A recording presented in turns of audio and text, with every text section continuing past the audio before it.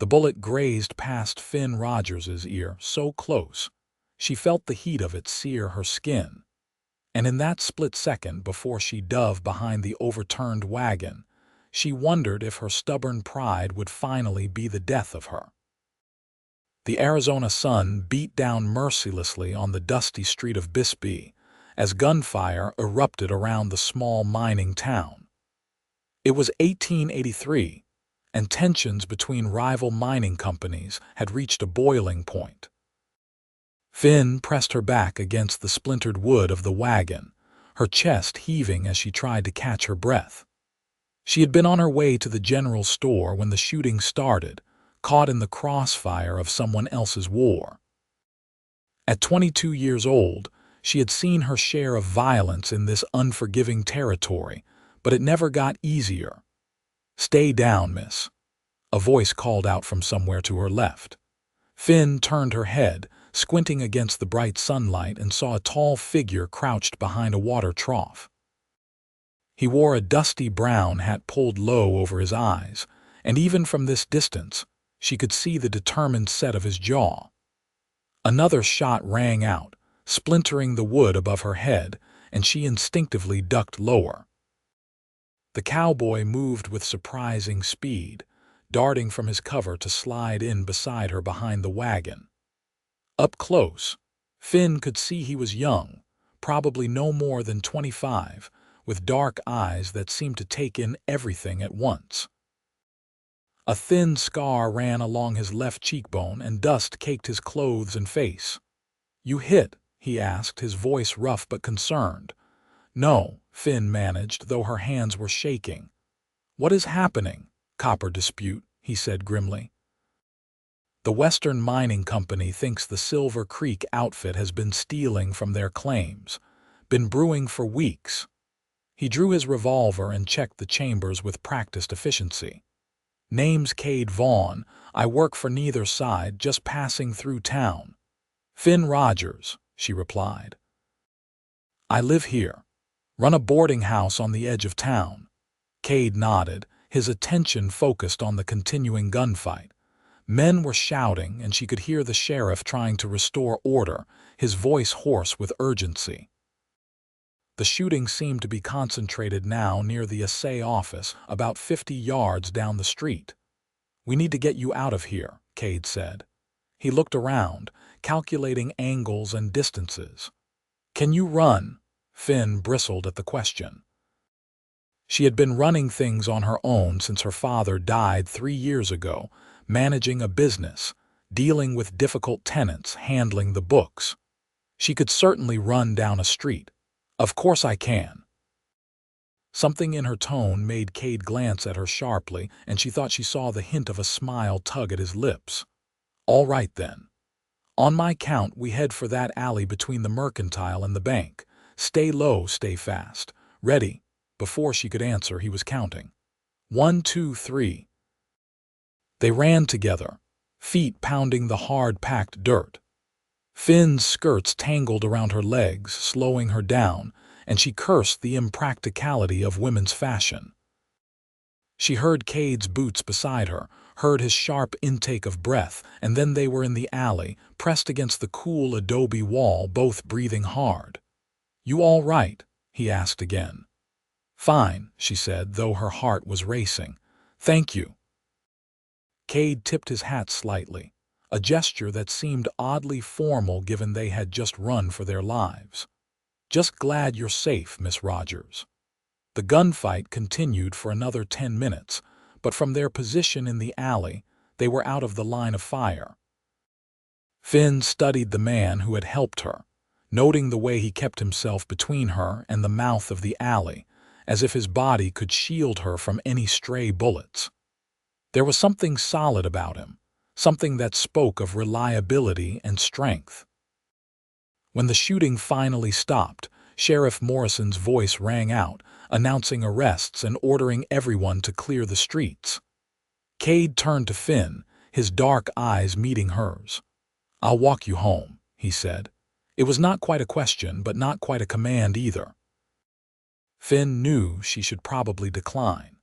She had been taking care of herself for years now, and she did not need a stranger escorting her through her own town.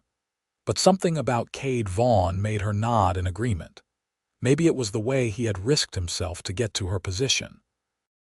Maybe it was the genuine concern in his voice. Or maybe, if she was being honest with herself, it was the way her heart had skipped when he smiled at her. They walked through the dusty streets of Bisbee, past the saloons and gambling halls that never quite closed, past the assay office where men stood arguing in heated tones while the sheriff tried to maintain order. Finn's boarding house sat on a small rise at the edge of town, a two-story structure painted white, with a wide porch that wrapped around three sides. She had planted roses along the front walk, one of the few touches of beauty she had managed to coax from the harsh Arizona soil. "Nice place," Kade said as they approached. "Must take a lot of work to keep up." "It does," Finn admitted, "but it's mine.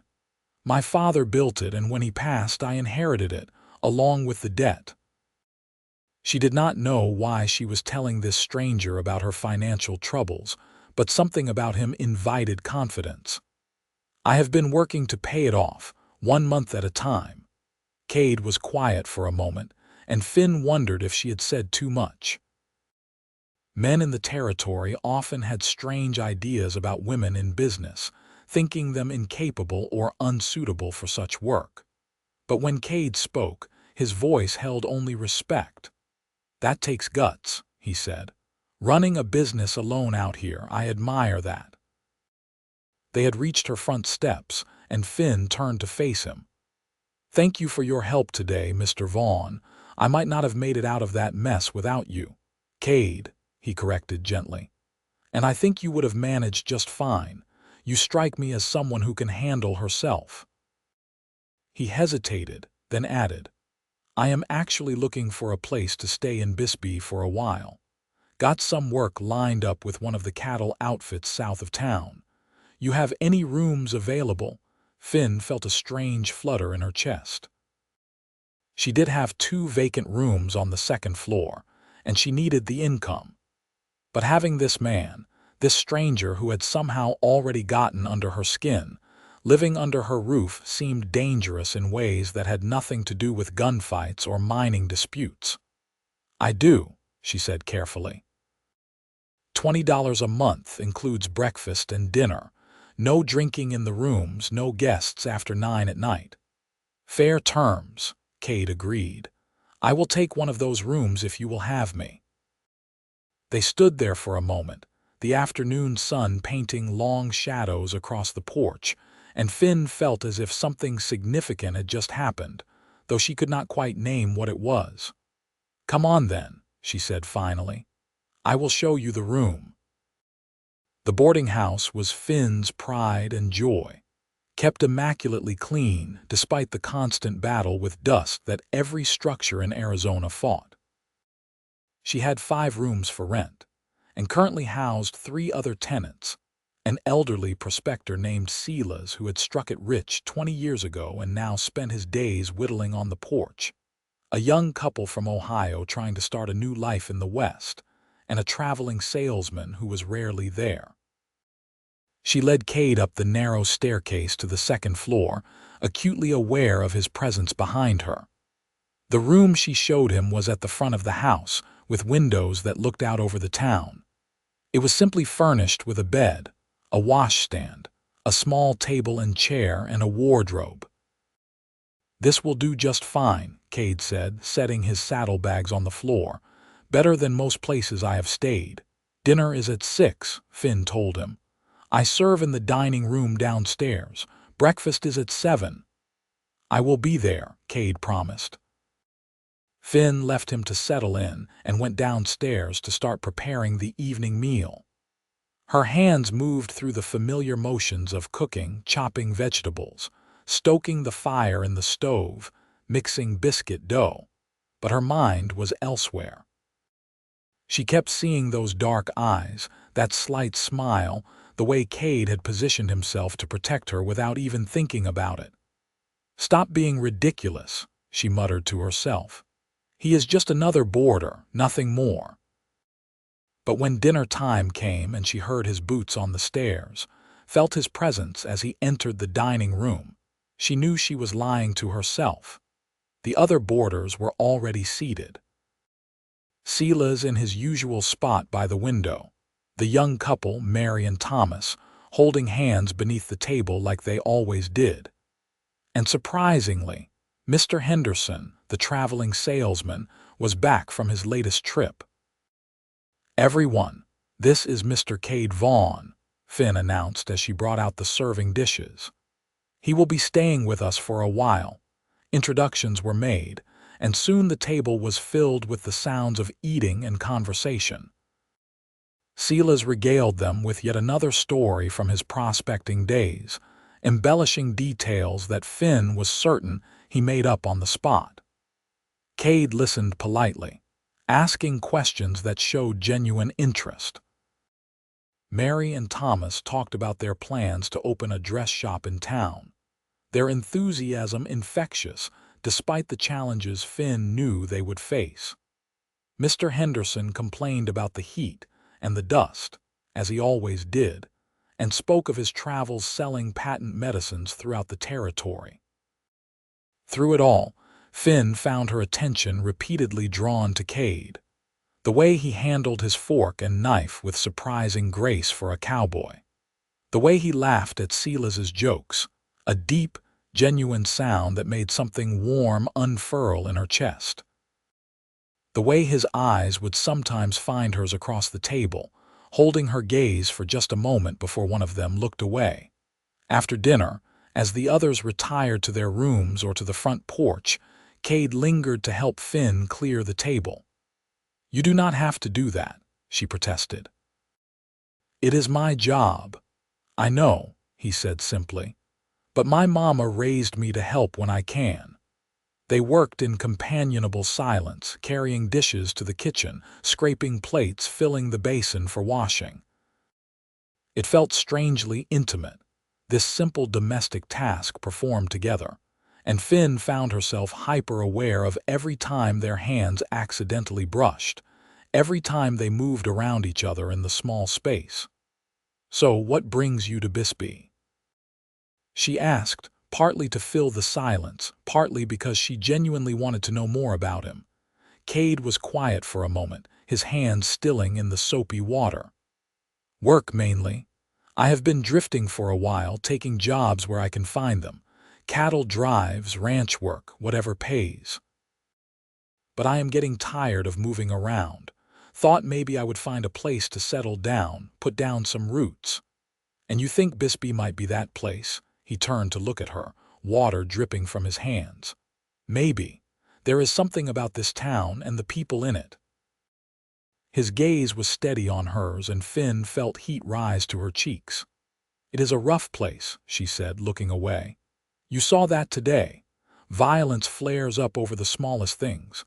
Mining claims, water rights, cattle, and the mines themselves are dangerous. Cave-ins happen. Men die." "Every place has its dangers," Kade replied. "But it also has good people trying to make honest livings, like you keeping this boarding house running, like that young couple with their dreams, like old Silas with his stories." Finn smiled despite herself. "Silas's stories are at least half fiction, but they make people happy," Kade pointed out. "That is worth something." They finished the dishes, and Finn found herself reluctant for the evening to end. She walked Kade to the bottom of the stairs, where the lamplight cast soft shadows on the walls. "Thank you again," she said, "for today and for the help with dishes." "Anytime," Kade replied. He started up the stairs, then paused and turned back. "Finn, I am glad I found your boarding house. I have a feeling my luck just changed." She watched him disappear up the stairs, her heart beating faster than it should. Then she went to her own room off the kitchen, the small private space that was hers alone, and lay awake for a long time, thinking about dark eyes and steady hands, and the way his voice had sounded when he said her name. The next morning, Finn woke before dawn as she always did, starting the fire in the kitchen stove, preparing breakfast for her boarders. She mixed batter for hot cakes, fried bacon and eggs, made coffee strong enough to strip paint. It was routine, familiar work that usually calmed her, but this morning her mind kept drifting to the man sleeping upstairs. Kade came down at 6:45, his hair damp from washing, his face freshly shaved. He looked younger somehow, and Finn noticed details she had missed the day before. The way his hair curled slightly at the nape of his neck, the small calluses on his hands that spoke of hard work, the way his eyes crinkled at the corners when he smiled at her. "Morning," he said, his voice still rough with sleep. "Something smells amazing." "Coffee's on the table," Finn replied, trying to sound casual. "Breakfast will be ready in a few minutes." The other boarders filtered in, and soon the dining room was full of quiet morning conversation and the sounds of eating. Kade ate with obvious appreciation, complimenting Finn on the food, and she felt an absurd amount of pleasure at his words.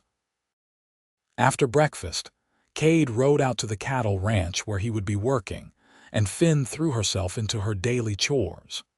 She changed linens, scrubbed floors, mended a tear in one of the curtains, worked on the account books that never seemed to balance quite right.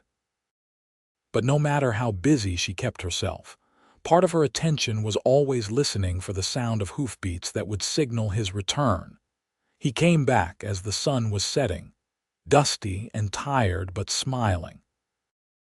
Over dinner, he told them about his day, about the cattle operation he would be helping with, about the foreman who reminded him of his father. "Where is your family?" Mary asked with the innocent curiosity of youth.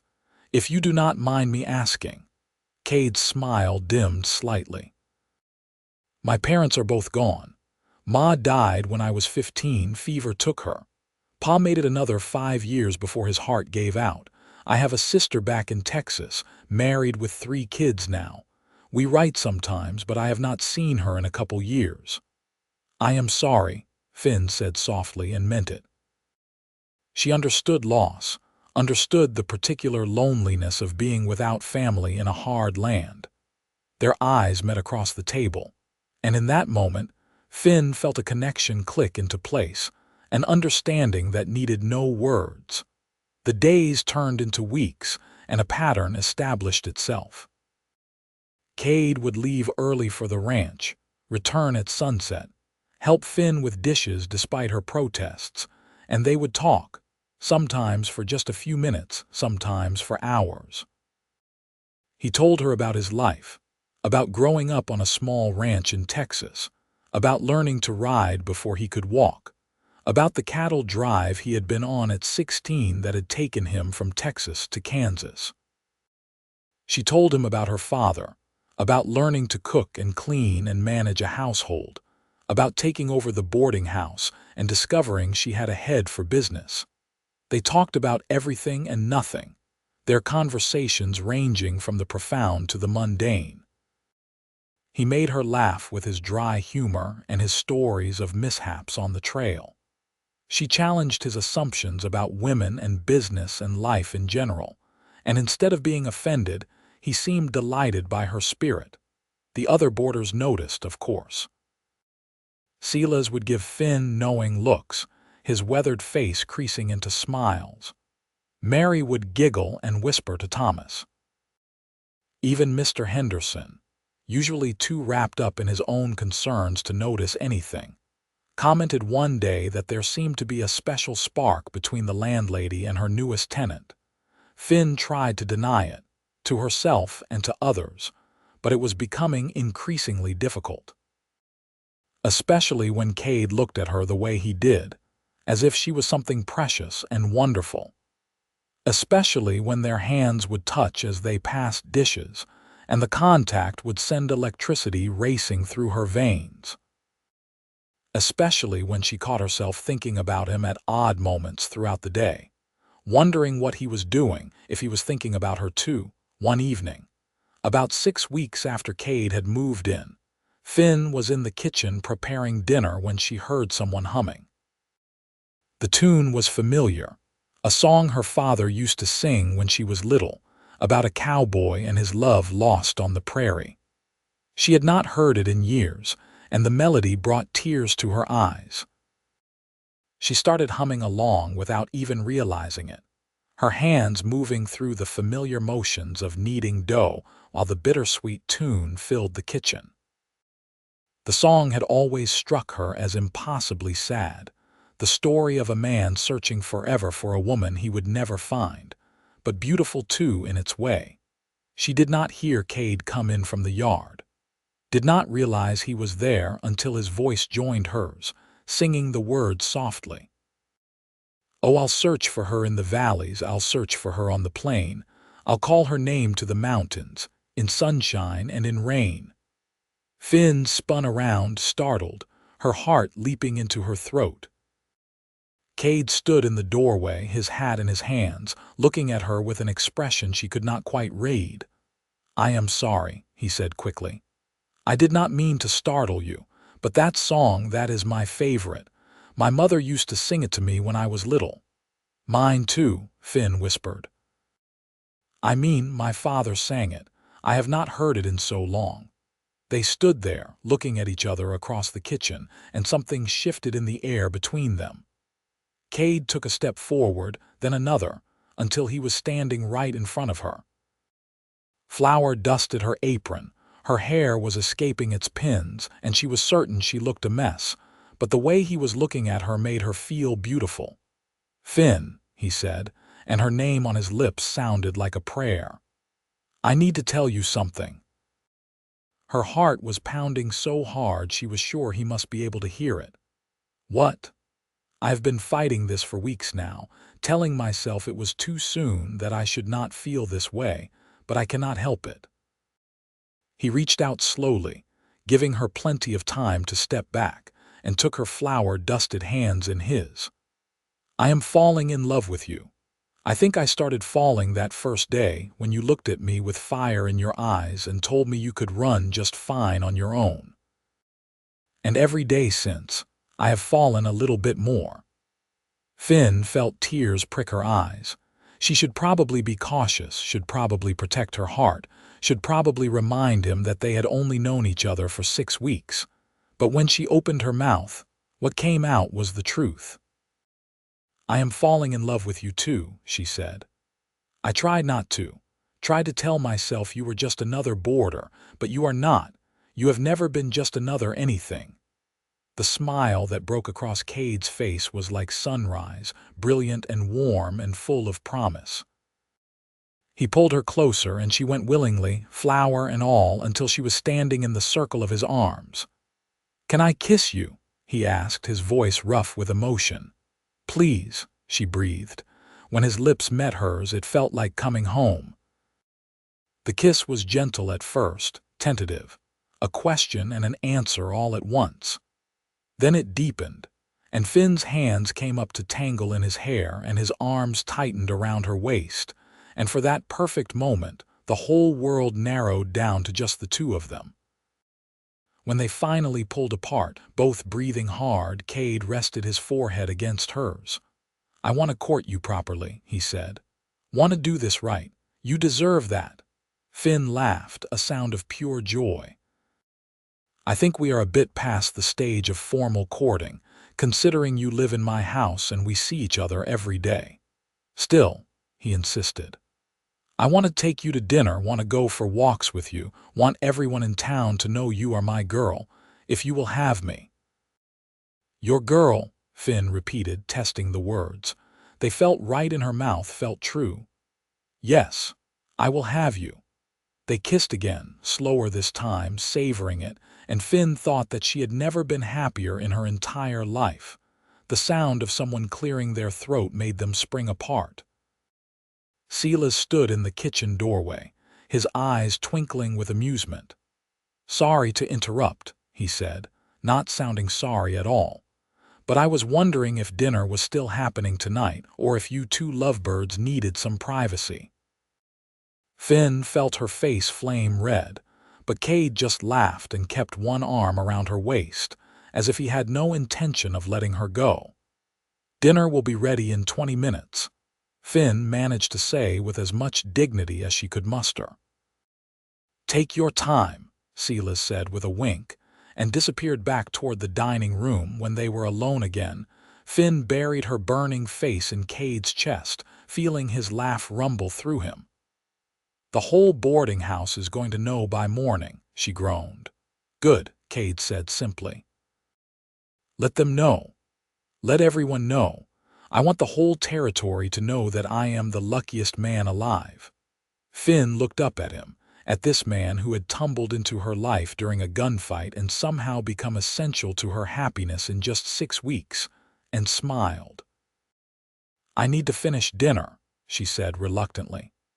Then let me help, Cade replied, and together they completed the preparations, moving around each other with ease, stealing kisses and touches when they could, the familiar song still humming between them like a promise.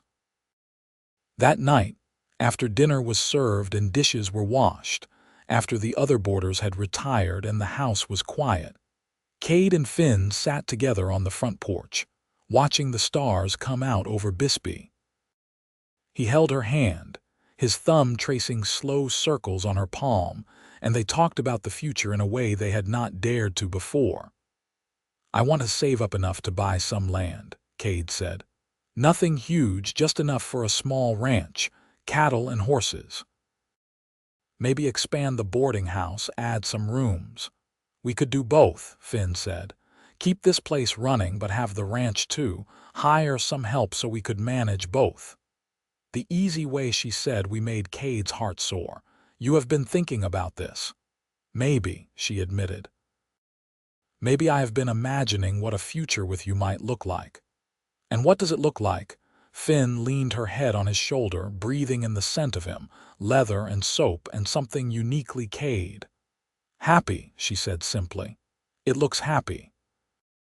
They sat there for a long time, wrapped in the warm Arizona night, making plans and dreaming dreams, and when Cade finally kissed her goodnight and went upstairs to his room, Finn stood on the porch for several minutes more, hugging herself and smiling at the stars. The next months were some of the happiest of Finn's life.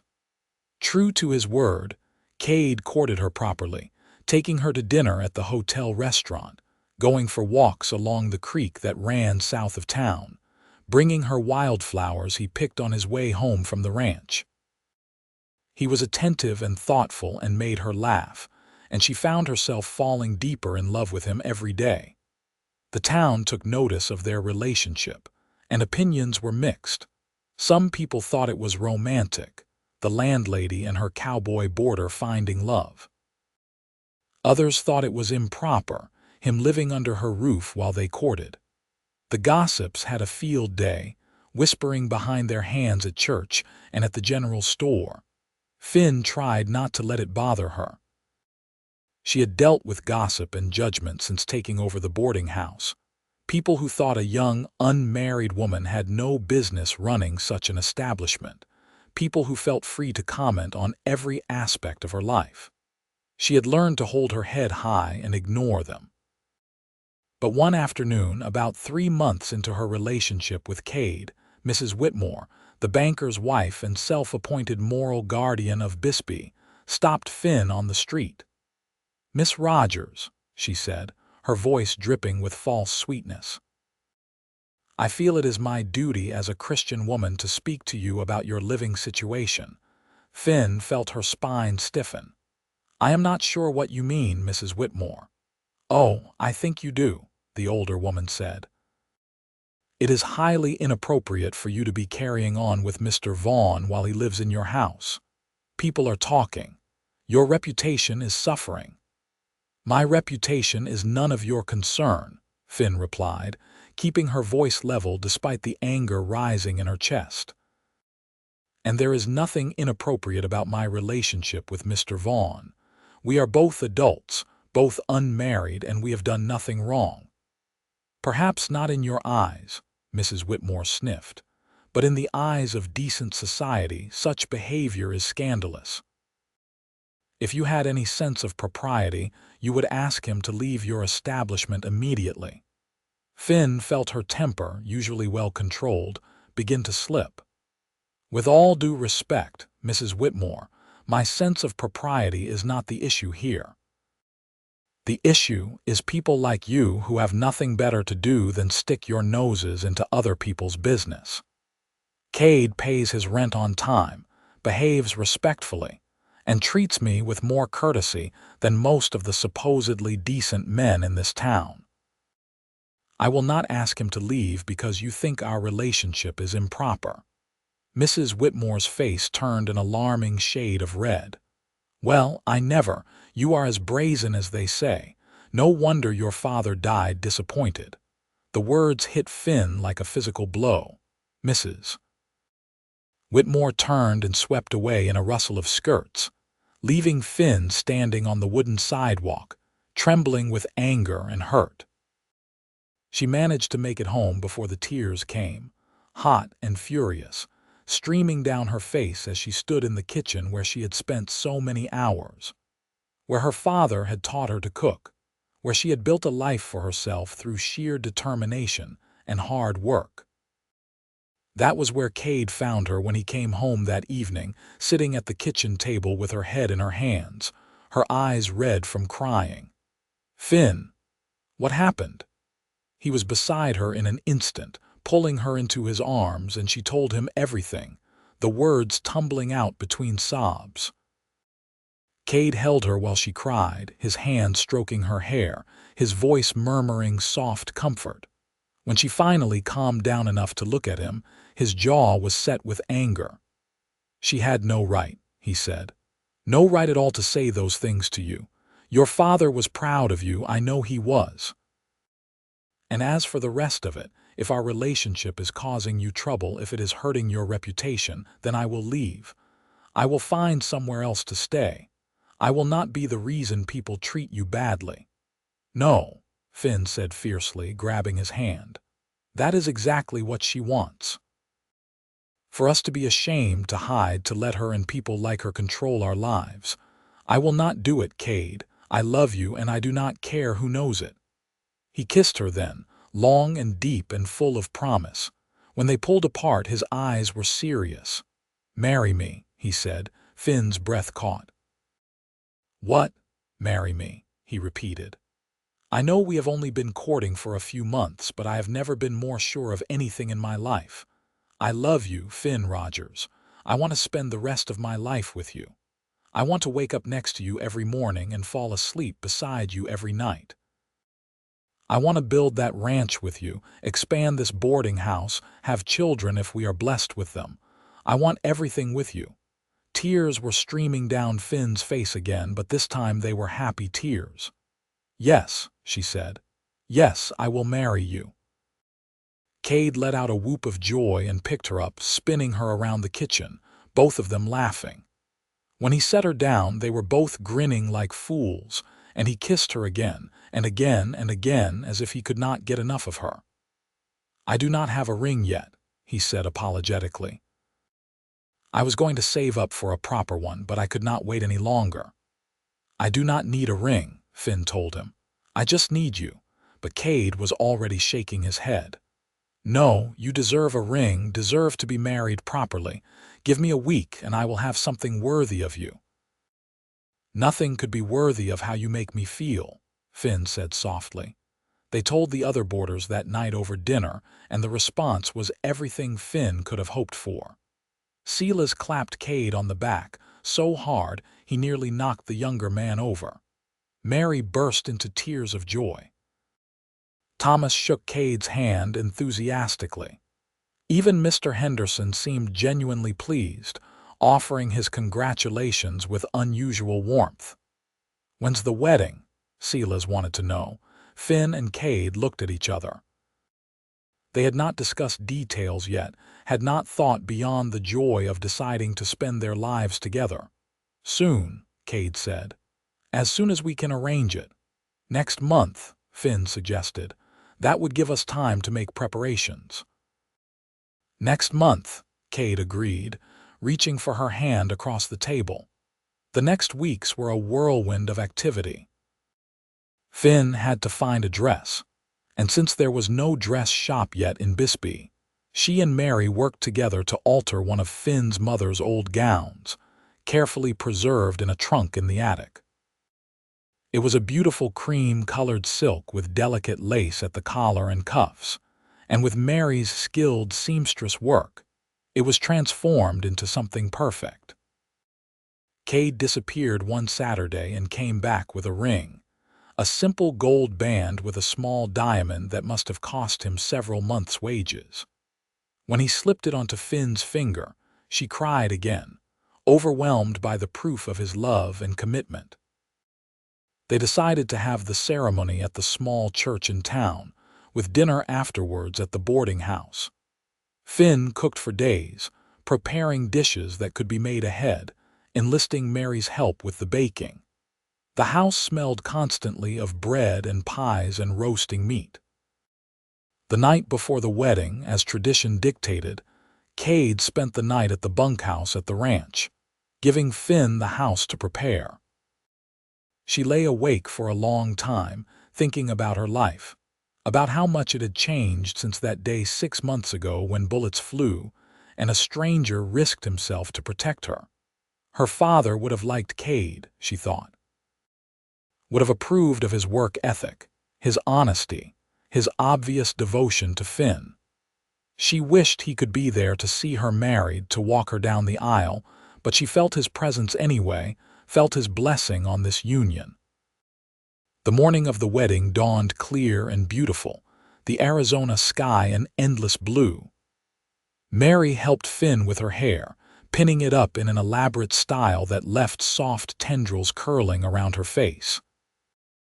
The dress fit perfectly, skimming her figure and making her feel, for the first time in her life, truly beautiful. "You are gorgeous," Mary breathed, tears in her eyes. "Kade is going to lose his mind when he sees you." Finn looked at herself in the mirror, barely recognizing the elegant woman staring back at her. "I am getting married," she said wonderingly. "I am actually getting married. To the man you love," Mary reminded her. "This is your happy ending." The church was nearly full when Finn arrived. The whole town had turned out, partly to celebrate, partly out of curiosity, partly because weddings were rare entertainment in a rough mining town. Finn saw familiar faces, the shopkeepers and miners and ranch hands who made up the community.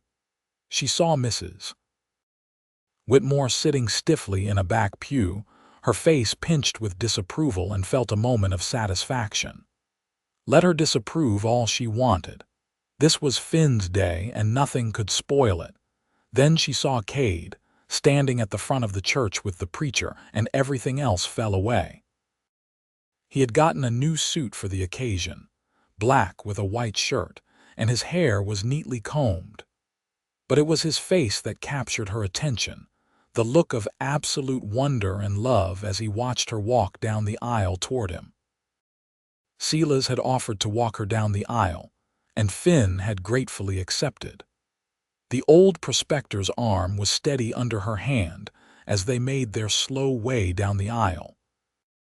When they reached the front, Silas placed Finn's hand in Kade's with great ceremony and whispered loud enough for the first few rows to hear, "You take good care of her, boy, or you will answer to me." "Yes, sir," Kade promised, never taking his eyes off Finn. The ceremony itself passed in a blur. Finn heard the preacher's words, repeated her vows in a voice that shook slightly with emotion, heard Kade's voice, strong and sure, promising to love and cherish her all the days of his life. She felt him slip a second ring onto her finger, a match to the engagement ring. She heard the words that pronounced them husband and wife. And then Kade was kissing her in front of the whole town, a kiss that was both chaste and full of promise, and people were cheering and clapping, and they were married. They were actually married. The celebration at the boarding house afterwards was loud and joyful. People ate and drank and danced in the front parlor where furniture had been pushed back to make room. Kade held Finn close as they danced their first dance as husband and wife, and she rested her head on his chest, listening to the steady beat of his heart, feeling safer and more content than she ever had in her life. "Happy," he murmured into her hair. "So happy I could burst," she replied honestly. They danced until late, celebrated with their friends and neighbors, accepted congratulations and well wishes. Mrs. Whitmore left early with her nose in the air, but Finn barely noticed. She was too busy being happy, too busy reveling in the knowledge that this man, this wonderful man, was now her husband. When the last guests had finally left and the boarding house was quiet again, Kade swept Finn up into his arms, making her shriek with surprised laughter. "What are you doing?" "Carrying my bride over the threshold," he said, grinning at her. "Well, technically across the threshold of our bedroom, but close enough." He carried her to what had been her small room off the kitchen, but was now their room, expanded by knocking through to the storage room next door to create a proper bedroom suite. It was their wedding present to themselves, a private space that was theirs alone. Kade set Finn down gently, and suddenly the playfulness of the moment shifted into something deeper, more serious. They stood looking at each other in the lamplight, husband and wife, about to share their first night together. "I love you," Kade said softly. "I will love you forever, Finn." "I love you too," she replied, reaching up to touch his face. "Forever and always." That night, in the privacy of their room, they became husband and wife in every sense of the word, learning each other's bodies with tenderness and passion, creating new memories that would bind them together for all the years to come. The next morning, Finn woke wrapped in Kade's arms, sunlight streaming through the windows. She lay there for a long moment, savoring the feeling of his body against hers, the sound of his breathing, the knowledge that she would wake up like this every morning for the rest of her life. "Good morning, wife," Kade said, his voice rough with sleep, and Finn smiled. "Good morning, husband," she replied, testing the word on her tongue. They did not have time for a honeymoon, both of them having responsibilities that could not be abandoned. But that morning, they stayed in bed later than they should have, talking and laughing and making love again, starting their married life as they meant to go on. The first year of their marriage was not without challenges. There were adjustments to be made, learning to live together as husband and wife rather than landlady and boarder. There were financial pressures, as they continued to pay down the debt on the boarding house while saving toward their dream of buying ranch land. There was the never-ending work of running the boarding house, cooking and cleaning and managing tenants. But through it all, they had each other. Kade would come home from the ranch and help with whatever needed doing, never complaining about the work. Finn would listen to his dreams and plans, offering her own ideas and encouragement. They made decisions together, faced problems together, celebrated victories together. 8 months after their wedding, Finn realized she was pregnant. She had suspected for a few weeks, but had not wanted to say anything until she was certain. When she finally told Kade, he picked her up and spun her around just like he had the day he proposed, his face alight with joy. "We are going to have a baby," he kept saying wonderingly. "An actual baby." "Our baby. Our baby," Finn agreed, laughing at his excitement. Kade became even more protective during her pregnancy, constantly worrying about her health, insisting she rest more, taking over more of the boarding house work. Finn found it both endearing and frustrating, wanting to be treated normally even as her body changed and grew. "I am pregnant, not fragile," she would tell him when he fussed too much. "I know," he would reply, "but you are carrying our child and I want to take care of you both." Their son was born in the spring of 1885, after a long and difficult labor that had Kade pacing the kitchen while the doctor attended Finn. When it was finally over, and the doctor came out carrying a squalling bundle, Kade nearly collapsed with relief. "You have a healthy boy," the doctor announced, "and your wife is doing well, though she is exhausted." Kade rushed into the bedroom, where Finn lay pale and tired but smiling, holding their son. He sat carefully on the edge of the bed, staring down at the tiny face with wonder. "He is perfect," Kade breathed. "Absolutely perfect. We need to name him," Finn said. "What do you think of Kenneth after your father?" Kade's eyes filled with tears. "Kenneth Vaughn, that is perfect, Finn. Pa would have been so proud." Little Kenneth, or Kenny as they soon took to calling him, was a good baby, healthy and happy. The boarding house residents doted on him, Sela's carving elaborate toys, Mary sewing tiny clothes, even Mr. Henderson bringing back gifts from his travels. Kade was a devoted father, changing diapers without complaint, walking the floor with Kenny when he cried at night, singing to him the old songs his own mother had sung. Watching her husband with their son, Finn felt her heart swell with love. Life settled into a new rhythm, busier than before but rich with meaning. The boarding house continued to thrive, and they were able to finally pay off the last of the debt when Kenny was 6 months old. It was a milestone they celebrated with champagne and tears of joy. "We did it," Finn said, holding up the paid in full notice from the bank. "The boarding house is truly ours now." "You did it," Kade corrected. "You kept this place running when it would have been easier to sell it and walk away. You are amazing, Finn Vaughn." With the debt paid, they could finally start saving seriously toward the ranch they had dreamed about. Kade worked overtime when he could, taking on extra jobs. Finn started taking and sewing to earn additional money.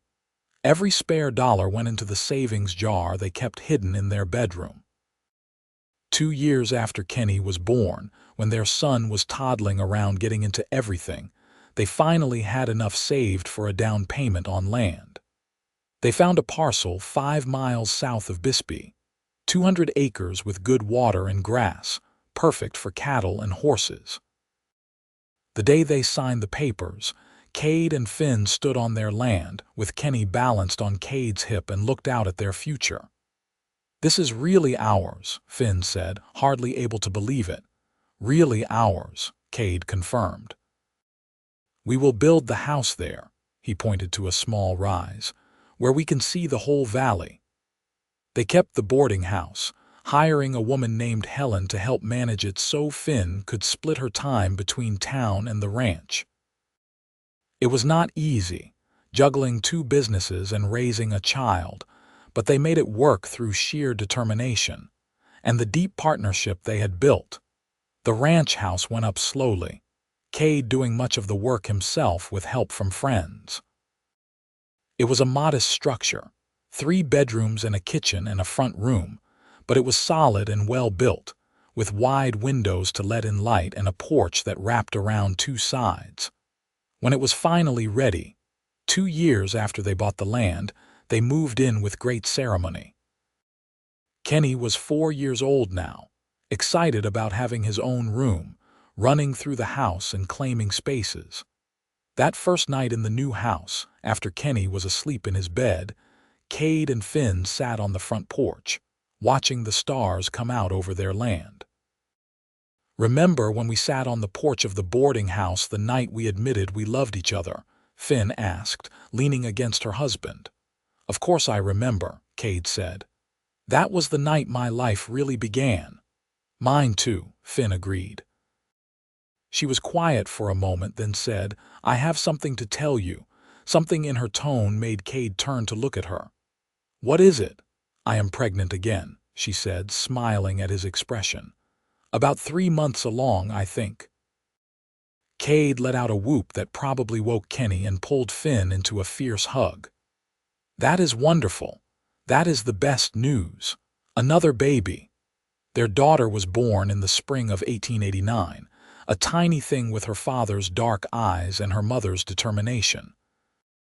They named her Frances Rose, though she became Francie almost immediately. Kenny adored his baby sister, wanting to hold her constantly, bringing her his favorite toys, singing to her the way he had heard his parents sing. Watching her children together, Finn felt a contentment so deep it was almost painful. The years passed in a blur of work and love and the everyday magic of family life. The ranch grew steadily, their cattle herd increasing, their reputation for quality horses spreading throughout the territory. The boarding house continued to be profitable, providing steady income that supplemented the ranch. Kenny grew into a serious boy who loved the ranch, following his father everywhere, learning to ride and rope and all the skills of ranching. Francie was more independent, with a stubborn streak a mile wide and a laugh that could light up a room, when Kenny was 10 and Francie was 6. Finn discovered she was pregnant again, a surprise after so many years. This time it was twin boys, born in a marathon labor that had Kade praying harder than he ever had in his life. They named the twins James and Robert, and suddenly, the house that had seemed spacious felt full and chaotic and wonderful. Life with 4 children was demanding in ways Finn had never imagined. But she and Kade had built a strong partnership over the years, learning to work together, to support each other, to find moments of connection even in the midst of chaos. On their 10th wedding anniversary, Kade arranged for Helen to watch the children for a night and took Finn back to Bisbee, to the same hotel restaurant where he had taken her on their first official date. They dressed up, left the ranch behind, and for one evening were just Kade and Finn, the cowboy and the boarding house owner who had fallen in love. 10 years, Finn said, looking across the table at her husband. Has it really been 10 years? 10 years since the best day of my life, Kade replied. Well, one of them, there have been a lot of best days with you. Do you ever regret it? Finn asked. Taking on a wife and a business and 4 children, Kade reached across the table to take her hand. Never, not for a single second. You and the children are the best things that ever happened to me. I love our life, Finn. I love you. I love you too, she said softly. More now than even then, which I would not have thought possible. After dinner, they walked through the town, past the boarding house where their story had begun, past the church where they had been married, past the general store and the bank and all the familiar landmarks of their shared history. You remember the day we met? Kade asked as they paused in front of the spot where that overturned wagon had once provided shelter. How could I forget? Finn replied. Bullets flying, you sliding in beside me like some kind of hero in a dime novel. I was terrified, Kade admitted. Not of the bullets, but of you. You were so fierce, so beautiful, so clearly capable of handling yourself. And I knew even then that you were going to change my life. You changed mine too, Finn said. You made me believe in love again, made me believe I could have more than just survival. You gave me a family, a future, a happiness I did not know was possible.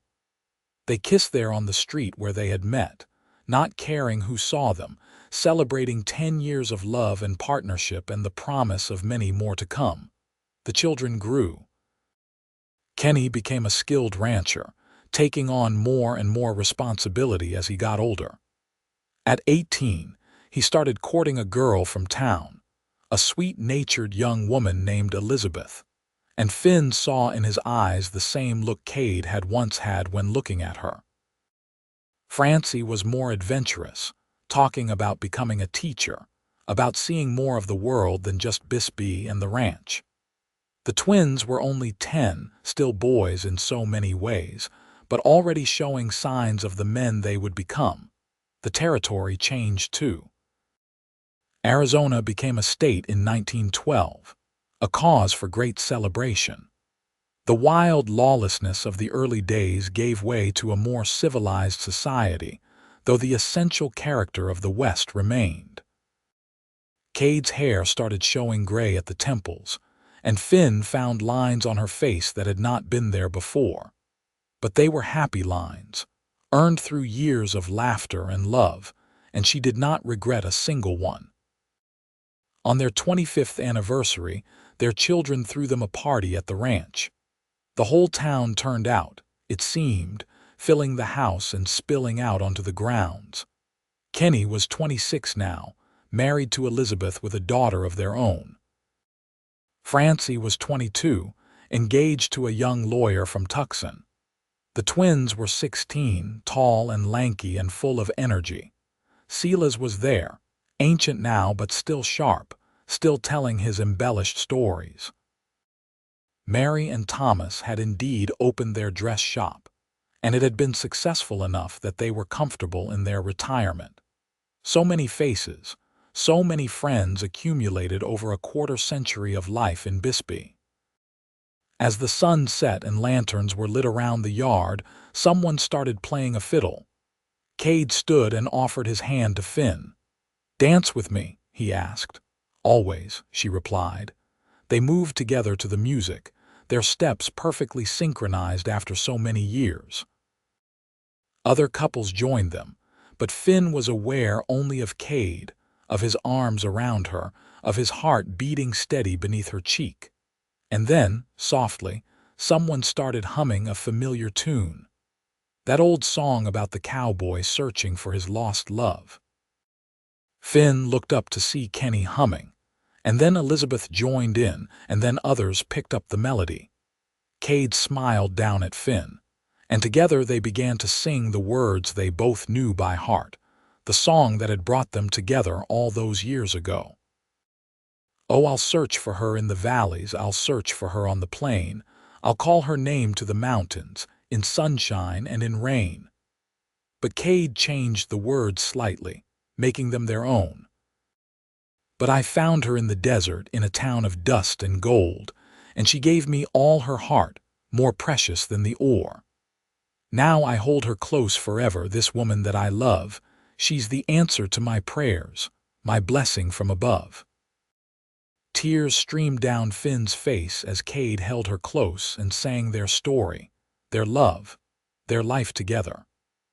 Around them, people fell silent, watching the couple who had built a life and a family through love and hard work and unwavering commitment to each other.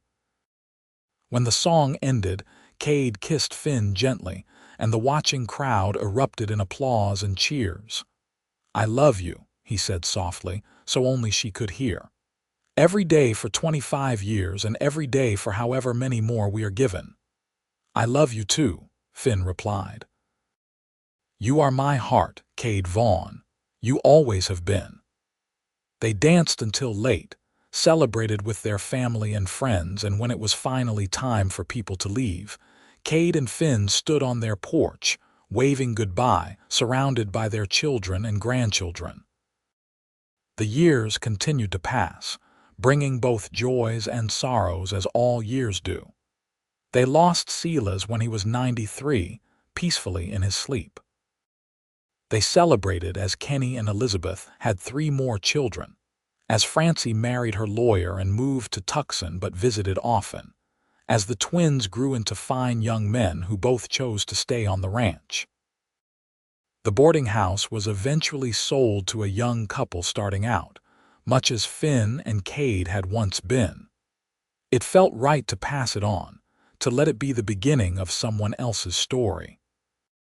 Kade retired from active ranching at 65, turning over the day-to-day operations to Kenny and the twins, though he could never quite stop himself from offering advice and lending a hand when needed. They spent their later years in quiet contentment, sitting on the porch in the evenings, watching the sun set over the land they had built together. They would hold hands and talk, or sometimes just sit in comfortable silence, needing no words after a lifetime of understanding each other. On their 50th wedding anniversary, the family gathered again, 3 generations of Vaughns filling the ranch house. Kenny was 51 now with grandchildren of his own. Francie was 47, gray threading through her hair. The twins were 45, both married with families. 50 years, Finn said wonderingly to Kade as they sat together watching the party happen around them. Half a century. Best 50 years of my life, Kade replied. His hair was white now, his face lined with age, but his eyes, when he looked at Finn, held the same love they always had. Mine too, Finn agreed.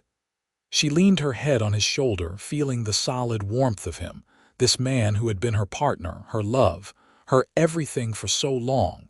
That night, after everyone had left and the house was quiet, Kade asked Finn to dance with him one more time. He hummed their song, the melody that had brought them together all those years ago in a dusty kitchen in Bisbee. And Finn sang along softly as he held her close.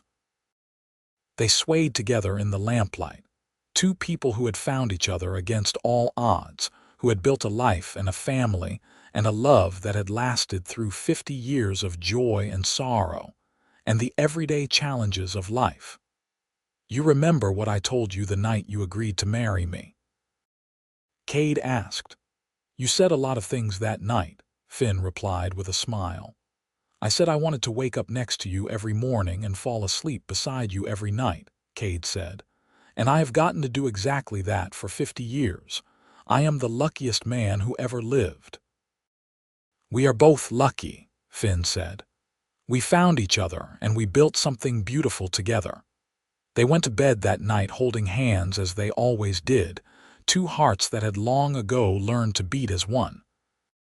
Kade passed away peacefully 2 years later at the age of 77, with Finn holding his hand and their children gathered around. His last words were, I love you, Finn. Always have, always will. Finn lived for another 5 years after that, surrounded by her children and grandchildren and great-grandchildren. She never remarried, never even considered it. Kade had been the love of her life, and she had been blessed to have him for 52 years. She spent those final years sharing stories of their life together, making sure the family knew where they had come from, the love that had created their family. She told them about the gunfight in Bisbee, about the stranger who had risked himself to save her, about falling in love with a cowboy boarder.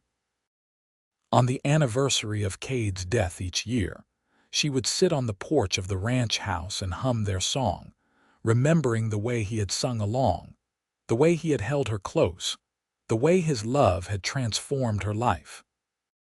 When Finn died at 83, surrounded by 3 generations of the family she and Kade had created, her last thought was of that moment in the kitchen, when she had been humming and he had joined in singing. And she had known with absolute certainty that she had found the person she was meant to spend her life with. They were buried side by side in the small cemetery outside Bisbee, their headstones simple but elegant. Kade Vaughn, it read. Beloved husband, father, grandfather, and next to it Finn Vaughn, beloved wife, mother, grandmother. Below both their names, carved into the stone, were the words from their song, found in the desert in a town of dust and gold. The ranch stayed in the family, passed down through generations, each one adding to the legacy that Kade and Finn had started. The story of how they met, how they fell in love, how they built a life together, became family legend, told and retold to children and grandchildren. A reminder of the power of love and the importance of seizing happiness when you find it. Years later, a great-granddaughter named Cora, researching family history, found old letters between Kade and Finn from the early days of their relationship. She found the deed to the ranch, carefully preserved with both their signatures. She found photographs, faded but still clear, showing a handsome cowboy and a beautiful woman looking at each other with obvious love. But the thing that moved Cora most was a journal she found in the attic, Finn's handwriting filling the pages with memories and thoughts and love letters to a husband long gone. The final entry, written just days before Finn died, read, I am 83 years old, and I have lived a long and full life. I have seen my children grow and thrive. I have held great-grandchildren in my arms. I have watched the world change in ways I never imagined when I was young. But through it all, the constant has been my love for Kade. He has been gone for 5 years, but I feel him with me still. I hear his voice in the wind, see his smile in the faces of our grandchildren, feel his presence in this house we built together. Soon I will see him again, and I find I am not afraid to die. I am only eager to be reunited with the other half of my soul. We had 52 beautiful years together, and soon we will have eternity. What more could anyone ask? Cora shared the journal with the family, and they decided to preserve it, along with the other artifacts of Kade and Finn's life, so that future generations would know the story of how their family began with a gunfight, a chance meeting, a hummed song, and two people who had the courage to love each other completely. The town of Bisbee changed over the years, growing and modernizing, but the old boarding house still stood, converted now into a museum. A plaque on the front told the story of Finn Rogers, who had run it as a young woman, and of Kade Vaughn, the cowboy who had become her boarder and then her husband. Tourists would read the story and smile, moved by the romance of it. And on quiet evenings, when the wind blew just right through the streets of Bisbee, some people swore they could hear the faint sound of humming, that old cowboy song about searching and finding, about love lost and love found, carried on the desert air like a promise, like a memory, like a love story that time itself could not erase. The ranch thrived for generations, each new generation adding their own chapters to the story, while honoring the foundation that Kade and Finn had laid. Their great-great-grandchildren walked the same land they had walked, looked out at the same views, and knew themselves to be part of something larger, something that had started with two people who had believed in love, even in the harsh reality of the Old West. The boarding house museum included a room dedicated to Kade and Finn, with their photographs on the wall, artifacts from their life displayed in glass cases. But the centerpiece was a large quote painted on the wall, taken from Finn's journal. He hummed our song, and I knew I was home. Visitors would stand in that room and feel the echo of that love, that partnership, that commitment that had lasted a lifetime and beyond. Young couples would come and read the story and promise each other that they would love like that, build something lasting like that, create a legacy like that. And in the end, that was perhaps the greatest gift Kade and Finn left to the world, not just the ranch or the descendants or the material things they had built, but the example of what love could be when two people committed fully to each other, when they faced life's challenges together, when they never forgot the moment that had brought them together. Their story lived on, passed from generation to generation, a reminder that love, real love, the kind that lasts and grows and deepens over a lifetime, was worth fighting for, worth working for, worth everything. It was a story that began with gunfire and danger, but became one of tenderness and devotion. It was a story of two people who found each other in an unlikely place at an unlikely time and built something beautiful together. And somewhere in whatever comes after this life, two souls dance together still, held close, humming their song, the cowboy and his love, together for eternity as they had been in life, complete, content, and forever bound by the love that had defined them both.